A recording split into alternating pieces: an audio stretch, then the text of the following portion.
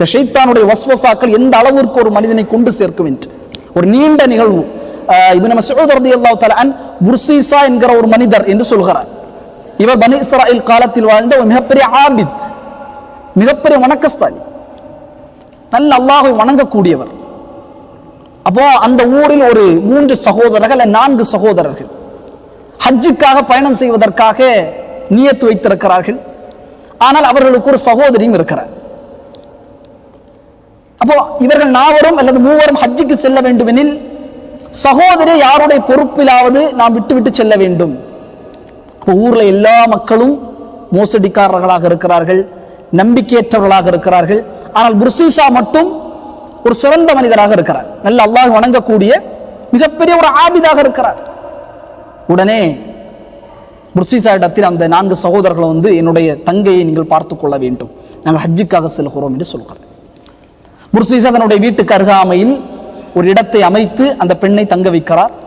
தினமும் காலை கதவை தட்டுவார், உணவை வைப்பார், சென்று விடுவார். இது அவருடைய பணி. ஷைத்தான் வருகிறான், வஜா ஷைத்தான், ஷைத்தான் வருகிறான்.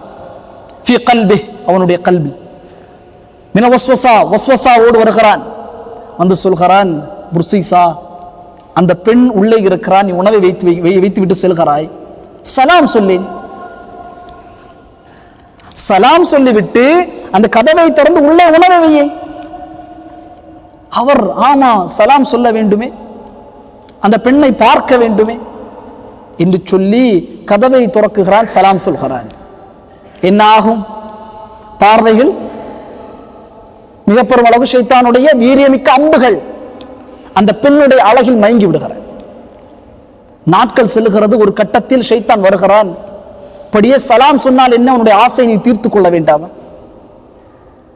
பாருங்கள் சொல்லுது வஸ்வசா. இமாம் தபரி அவர்கள் தஃப்சீரில் பதிவு செய்கிறார். உள்ளே போகிறான், அந்த பெண்ணோடு விபச்சாரம் செய்து விடுகிறான். விபச்சாரம் செய்து விட்டான் ஷைத்தானுடைய வஸ்வசா காரணத்திற்காக. விபச்சாரம் செய்ய என்ன ஆகும்? அதன் மூலமாக ஒரு குழந்தையும் பிறந்து விடுகிறது. அந்த 4 பேர் வர்றதுக்கு டைம் ஆகும். காரணம் ஹஜ்ஜுக்கு சென்று விட்டால் ஒரு 1.5 வருடம் ஆகும் வருவதற்கு. அந்த மக்கள் திரும்பி அந்த டிராவலுக்கு வர்றதுக்கு ரொம்ப டைம் ஆகும். இப்போ வஸ்வசா மீண்டும் ஆரம்பிக்கப்படுகிறது. புர்சீசா இடத்தில் வந்து சொல்கிறான், அந்த குழந்தை தான் ஒரு ஆதாரம். இந்த குழந்தை இப்படி பிறந்திருக்கிறது என்று அவருடைய சகோதரருக்கு தெரிந்தால் உன்னை கொலை செய்து விடுவாங்க. எனவே அந்த குழந்தை கொலை செய்து விடு. புர்சீசா பார்க்கிறான், ஆம் அந்த குழந்தை ஆதாரம். இப்படி நம்முடைய நம்பி நம்மள பொறுப்புக்கு சாட்டினார்கள், இப்படி நாம் செய்திருக்கிறோம் என்று தெரிந்தால் உடனே அந்த குழந்தை கொன்று விடுகிறது. சலாமில் ஆரம்பித்தது கொலைக்கு செல்கிறது. அடுத்ததாக ஷைத்தான் வருகிறான், வந்து சொல்லுகிறான், புர்சீசா அந்த பெண் சகோதரர் வந்தால் சொல்லி விடுவாள், என்னை இப்படி செய்தான், இப்படி என்னுடைய குழந்தையை கொன்றான் என்று அந்த பெண்ணையும் கொலை செய்து விடு.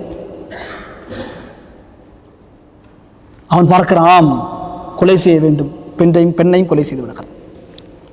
ஹஜ்ஜுக்கு முடிந்து அந்த சகோதரர்கள் வருகிறார்கள். வந்ததற்கு பிறகு கேட்கிறார், என்னுடைய சகோதரி எங்கே? அவன் சகோதரி நோய் வந்தது, ஒரு நோய் இந்த ஊரில் ஏற்பட்டது, அந்த நோயினூடாக அவர் மரணித்து விட்டார். இவர் ஒரு ஆபித், வணக்கஸ்தாலி, பொய் சொல்ல மாட்டார் என்று சொல்லி அந்த 4 மனிதர் நம்பி விடுகிறார். சலாமில் ஆரம்பித்தது தவறான பழக்கத்திற்கு அவனை கொண்டு சேர்த்தது, கொலைக்கு அவனை கொண்டு சேர்த்தது. 4ஆவதாக ஷைத்தான் இங்கே வருகிறான். பாருங்கள், அந்த 4 சகோதரருடைய கனவிலும் ஷைத்தான் வருகிறான். வந்து சொல்கிறான், புர்சீசா உங்களுடைய சகோதரியை இந்த இடத்தில் கொன்று புதைத்திருக்கிறார். மறுநாள் இவர்கள் போய் பார்க்கிறார்கள், சகோதரி உடைய சடலம் இருக்கிறது. ஊர் மக்களை எல்லாம் அழைத்து புர்சீசாவை அடிக்கிறார்கள், கடுமையாக அடிக்கிறார்கள். அப்ப ஷைத்தான் தன்னை வெளிப்படுத்துகிறான். புர்சீசா கண்களுக்கு முன்பதாக புர்சீசாவுடைய மரண நேரத்தை அடைகிறான். புர்சீசா கண்களுக்கு முன்னால் சொல்கிறான், இஸ்ஜுத், புர்சீசாவே இந்த நிலைக்கு உன்னை கொண்டு வந்தவன் நான் தான். சலாமை கொண்டு ஆரம்பித்தாய், விபச்சாரம் செய்தாய், கொலை செய்தாய். இந்த நிலையில் உன்னை மக்களெல்லாம் அடிக்கிறார்கள். இன்னும் சில வினாடிகளில் உன்னுடைய ரூஹ் எடுக்கப்பட்டுவிடும். எனவே இதிலிருந்து நான் உன்னை காப்பாற்றுகிறேன், அதனுடைய ஆற்றல் எனக்கு உண்டு. இஸ்ஜுத், எனக்கு ஒரு சுஜூது செய் போதும். சீசா, இவ்வளவு நான் செய்திருக்கிறேன், ஒரு சுஜூது தானே, சுஜூது செய்தான். மக்கள் தலையில் அடித்தார்கள், அப்படியே காஃபிராகவே மரணமான.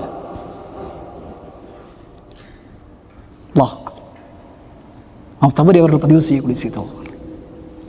ரொம்ப முக்கியமாக ஷைத்தானுடைய இந்த வஸ்வஸா நம்மை குஃபுருக்கு எப்படி இட்டுச் செல்லும் பாருங்கள். ஒரு சலாமில் ஆரம்பித்தான், குஃபுர் வரை இட்டுச் சென்று விடும். இந்த வஸ்வஸாவில் மிக கவனமாக இருக்க வேண்டும். குர்ஆன் சொல்லுகிறது, இக்ஃபுர், அவன் சொல்வான் மாறு செய், ஃபலம்மா கஃபர, மாறு செய்து விட்டால் ஷைத்தான் சொல்லுவான், இன்னி பரீஉ மின்க, உன்னை விட்டு நான் விலகிக் கொள்கிறேன். இப்போ கொள்கையில் பல்வேறு ஊசலாட்டங்களை ஷைத்தான் ஏற்படுத்துவான். மிக கவனமாக இருக்க வேண்டும்.